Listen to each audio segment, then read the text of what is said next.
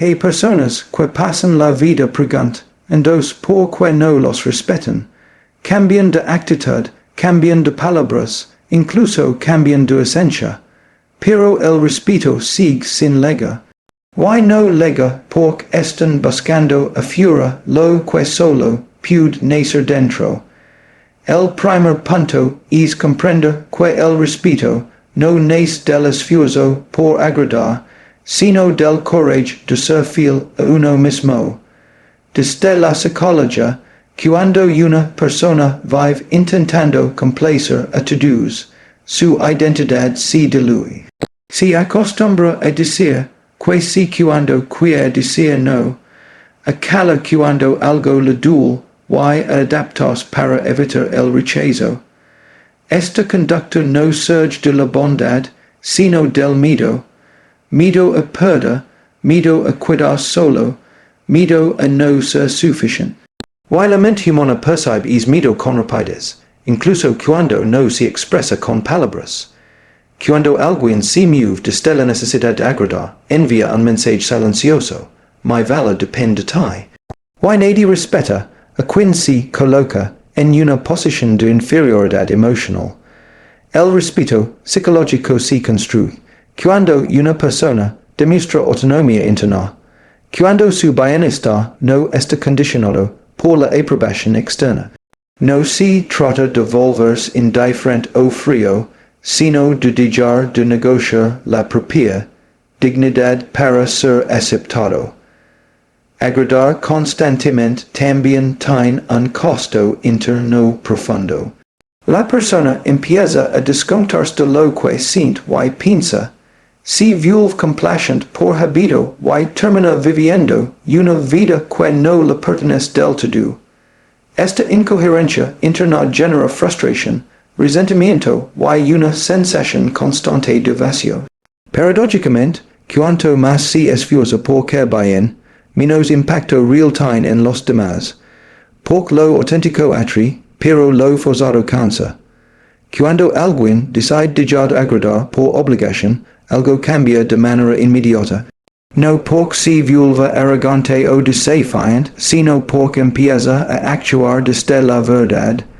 Dice lo que piensa con respeto, expresa lo que siente sin culpa y elige lo que necesita sin justificarse excesivamente.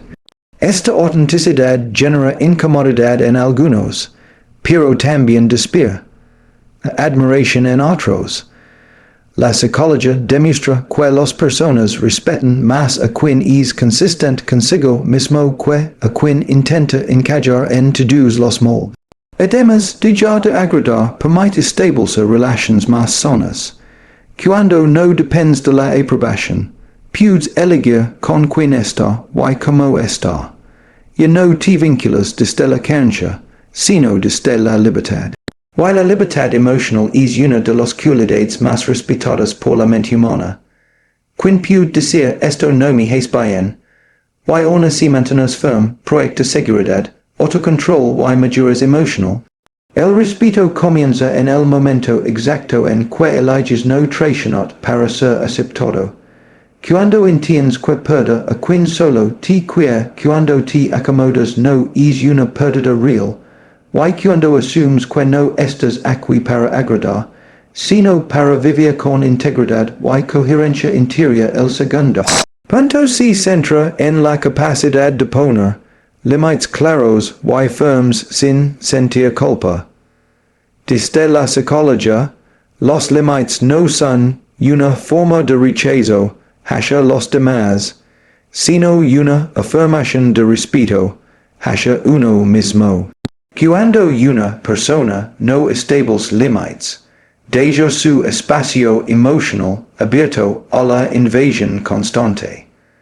Otros deciden por ella, exigen más de lo que corresponde y cruzan líneas que nunca deberán cruzar. No porque son necesariamente malas personas, sino porque no encuentran resistencia. La mente humana aprende rápidamente haste donde puede llegar. Muchas personas confunden poner límites con ser egoístas o insensibles. Han aprendido que decir no es sinónimo de lástima, y por eso prefieren calar, aguantar o ceder. Sin embargo, esta renuncia constante tiene un precio interno alto. Cada vez que aceptas algo que te incomoda, envías un mensaje inconsciente de desvalorización. Te colocas en un segundo plano, y poco a poco los demás también empiezan a verte así. El respeto se debilita cuando no proteges tu territorio emocional. Un límite sano no necesita gritos ni explicaciones interminables. Se expresa con calma, claridad y coherencia. Decir esto no lo acepto. O haste aquí ligo. No es una agresión, es una definición. La psicología muestra que las personas respetan más a quien se posiciona con firmeza que a quien se justifica constantemente. Cuando explicas demasiado, parece que estás pidiendo permiso. Cuando estableces un límite con serenidad, transmites seguridad interior. Además, los límites actúan como filtros emocionales. No todos los vínculos sobreviven cuando empiezas a ponerlos. Y eso no es una tragedia, es una señal. Quien se aleja porque ya no puede aprovechar de tu silencio nunca estuvo realmente interesado en ti, sino en lo que obtenía de ti.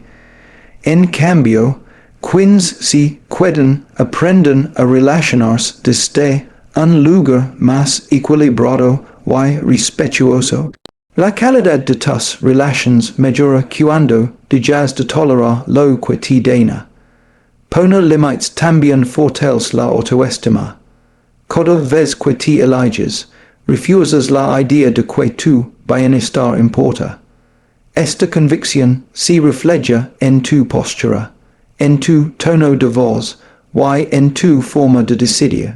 La mente humana capta esa coherencia y responde con respeto. No porque impongas autoridad, sino porque transmites que sabes quién eres y que mereces. El respeto no aparece cuando te sacrificas en exceso, sino cuando te cuidas sin culpa. Cuando comprendes que decir no a lo que te hiere es decir sí a tu dignidad, y cuando entiendes que nadie puede valorar un espacio que tú mismo no proteges. El tercer punto se basa en la coherencia entre lo que dices y lo que haces, un principio psicológico fundamental para generar respeto genuino. La mente humana observa constantemente los conductos, incluso más que las palabras. Puedes expresar ideas brillantes, prometer cambios o defender valores elevados, pero si tus acciones no acompañan ese discurso, el mensaje pierde fuerza. La incoherencia crea desconfianza, y donde no hay confianza, el respeto se erosiona de manera silenciosa pero constante. Cuando una persona dice una cosa y hace otra, provoca confusión emocional en quienes la rodean. No saben qué esperar, ni en qué creer. Esa ambigüedad reduce su credibilidad y debilita su presencia. Desde la psicología, la coherencia es vista como una señal de estabilidad interna. Indica que hay alineación entre pensamiento, emoción y conducta. Quien posee esa alineación transmite seguridad, y la seguridad es una de las bases más sólidas del respeto interpersonal. La coherencia no exige perfección, exige honestidad. Equivocarse no destruye el respeto, fingir, justificar o culpar a otros si lo hace. Una persona coherente reconoce sus errores, asume consecuencias y ajusta su comportamiento. Este acto de responsabilidad genera un impacto profundo, porque demuestra madurez emocional. La mente humana valora a quien puede sostener su palabra incluso cuando resulta incómodo o desafiante. Además, la coherencia construye autoridad personal, no una autoridad impuesta, sino una que surge de la constancia. Cuando tus acciones se repiten en la misma dirección, tu entorno aprende a tomar en serio. Sabe que no hablas por impulso ni por conveniencia, sino desde convicciones claras. Esto genera respeto sin necesidad de exigirlo. Nadie necesita alzar la voz cuando su conducta habla por sí sola. La incoherencia, en cambio, desgasta la imagen personal. Prometer y no cumplir, que sin actuar, exige lo que no se practica. Todo eso va restando valor a la palabra. Poco a poco, los demás dejan de confiar, dejan de escuchar, y dejan de tomar en cuenta. No por falta de impaciencia, sino por la experiencia les ha enseñado que no hay consistencia. El respeto se apaga cuando la palabra pierde peso. Ser coherente también implica elegir batallas y sostener decisiones. No cambiar de postura cada vez que el entorno presiona. No traicionarnos para agradar. Cuando alguien se mancha fiel a lo que cree, incluso frente a la incomodidad, proyecta integridad. Y la integridad es profundamente respetada a nivel psicológico. El respeto se consolida cuando tu comportamiento confirma tus palabras, cuando tus decisiones reflejan tus valores y cuando los demás pueden confiar en que lo que expresas no es una promesa vacía, sino una extensión real de quien eres en la práctica. Diría el cuarto punto se relaciona con el desarrollo de una autoestima silenciosa, una forma de seguridad interna que no necesita exhibirse ni imponerse. Desde la psicología, la verdadera autoestima no se manifiesta en la arrogancia, ni en la necesidad constante de validación, sino en la calma con la que una persona se mueve por el mundo. Quien se siente seguro de sí mismo no compite, no se compara de manera obsesiva, y no busca aprobación en cada gesto. Esa tranquilidad interior es percibida por los demás, y genera respeto de forma natural. La autoestima silenciosa se construye cuando una persona deja de depender de la opinión externa para definirse. Esto no significa ignorar a los demás, sino no entregarles el poder de decidir cuanto veas. Cuando tu identidad está bien anclada, los críticos no te distraen, y los elogios no te inflan.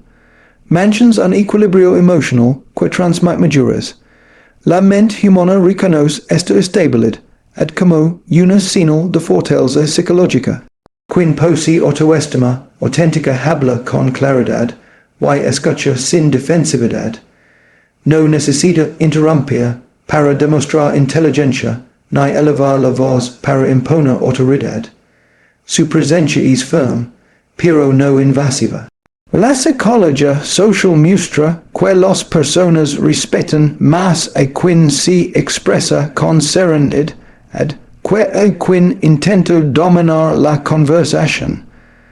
El autocontrol emocional comunica poder interno, y ese poder no necesita ser anunciado. Además, la autoestima silenciosa se refleja en la capacidad de tomar decisiones sin dramatismo. Estas personas no justifican cada elección ni buscan aprobación constante. Asumen las consecuencias de lo que eligen y continúan avanzando. Esa responsabilidad personal genera confianza en el entorno. Cuando alguien confía en sí mismo, los demás también empiezan a confiar en él. Por el contrario, la inseguridad suele manifestarse de forma ruidosa. Se disfraza de soberbia, de necesidad de reconocimiento o de control excesivo. Estas conductas, aunque aparenten fuerza, suelen provocar rechazo. La mente humana percibe la tensión interna detrás de esas actitudes y responde con distancia o desconfianza. El respeto no nace del exceso, sino del equilibrio. La autoestima silenciosa también permite relacionarse desde la igualdad. No se coloca por encima ni por debajo de los demás. Reconoce el propio valor sin negar el valor ajeno. Esta postura genera vínculos más sanos y duraderos, basados en el respeto mutuo y no en la competencia o la dependencia emocional. Cuando una persona se siente bien consigo misma, no necesita demostrar nada. Camina con una seguridad tranquila, habla desde la convicción y actúa con coherencia. Esa forma de estar en el mundo impacta profundamente, porque transmite que el respeto no se exige ni se mendiga, sino que surge como consecuencia natural de una autoestima sólida y bien integrada. El quinto punto tiene que ver con la capacidad de saber retirarse a tiempo, una habilidad emocional, que suele confundirse con debilidad cuando en realidad es una de las expresiones más claras de dignidad personal. Desde la psicología, permanece en lugares, relaciones o dinámicas que desgastan no es señal de fortaleza, sino de apego al miedo. Miedo a perder, miedo al cambio, miedo a enfrentar la soledad. Y cuando una persona actúa desde el miedo, su valor personal se ve comprometido. Alejarse no significa huir ni rendirse, significa reconocer un límite interno que ha sido cruzado demasiadas veces. Cuando alguien se queda donde no es escuchado, respetado o valorado, empieza a normalizar el malestar.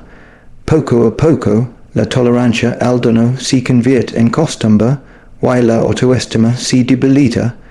La mente humana aprende que es dolor es aceptable y los demás también lo aprenden. El respeto se pierde cuando uno se queda más allá de lo que es sano. Saber retirarse implica un alto nivel de conciencia emocional. Requiere aceptar que no todo se puede salvar, que no todas las batallas merecen ser peleadas y que insistir no siempre es amar. Desde la psicología relacional, quien se va a tiempo demuestra autonomía y claridad interna. No necesita destruir ni vengarse para reafirmar su valor. Simplemente elige no exponerse más a lo que lo daña. Cuando una persona se retira con calma y firmeza, deja un impacto profundo. No genera caos ni escándalo, pero se establece un mensaje claro. Su dignidad no es negociable. Esta postura suele provocar reflexión en los demás, incluso en quienes no lo reconocen de inmediato. La mente humana respeta a quien no se queda por dependencia, sino que elige desde la coherencia. Además, saber abrir espacio para algo nuevo. Mientras permaneces en un entorno que te reduce, no hay lugar para el crecimiento. La retirada consciente no es un final, es una transición.